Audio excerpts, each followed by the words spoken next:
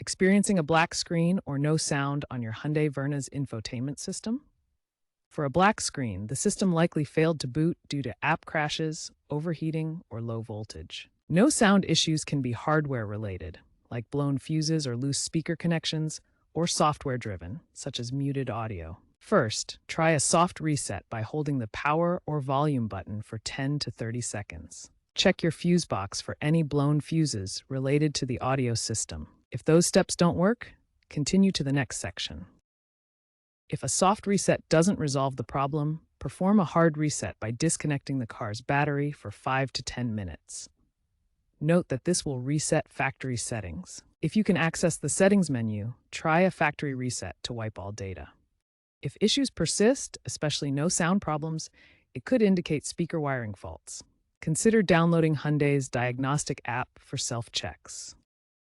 Remember, over-the-air software updates often address these glitches, so ensure your system is up to date. Future trends point towards AI-driven infotainment with predictive diagnostics and cloud-based architecture, potentially preventing such issues before they arise. If all fails, it's best to have the Verna looked at by professionals.